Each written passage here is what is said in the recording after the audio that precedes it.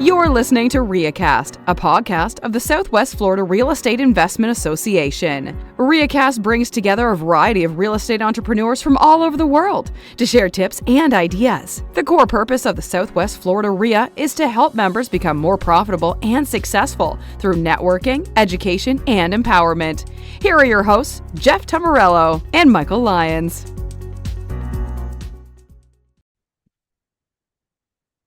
Hi, it's Jeff Tamburello. I am the broker owner of a company called Strobridge Realty, principal of an investment firm called Venture Investment Partners, and one of the directors of the Southwest Florida RIA, here to talk about the October 2024 Lee County, Florida foreclosure and market report.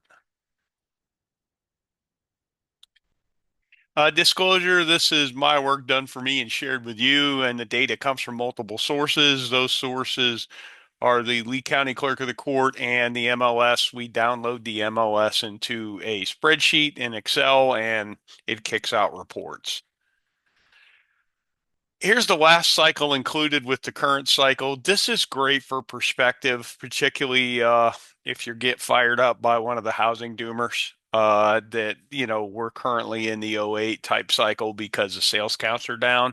What we don't have is the distressed market firing up like it did before. Could be for any number of reasons. Credit quality is better. I am seeing some vintages, probably 2022, the really low down payment that if they get in trouble with the market, pricing going down a little bit, may have a hard time getting out.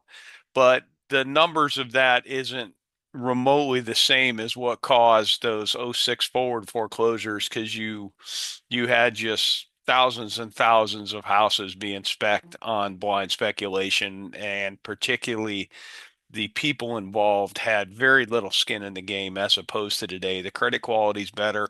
Most people have a little skin in the game, particularly if they're speccing a house. There's not a lot of no money down, sign your name and we'll build this house.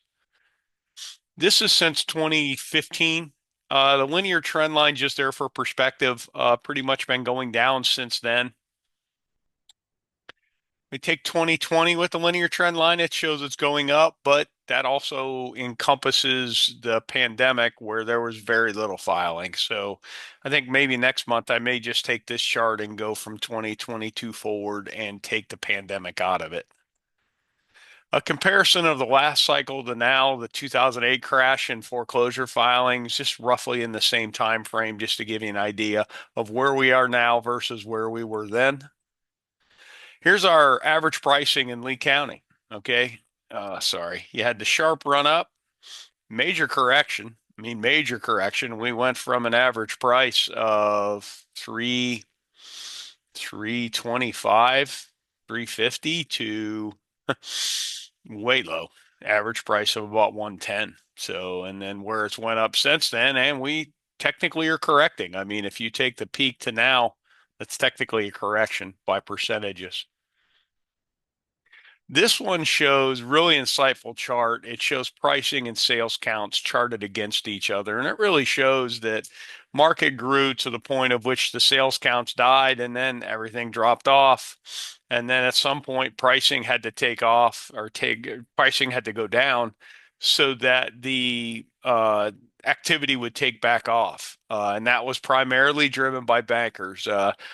Bankers will run a market up with easy liquidity and then will crash that market, cleaning their balance sheets. It's been that way since time immemorial. Little different cycle this time because we don't have the distressed market in the forefront like it was. So that's really it. I appreciate everybody watching this. If you have any thoughts or questions, feel free to reach out.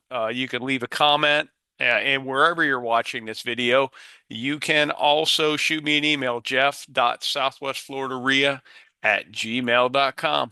This concludes this edition of RIAcast. Be sure to subscribe to receive our next episode. You can also subscribe at our website, www.swflreia.com. See you at a meeting soon. Please let us know if you have a suggestion for a future episode.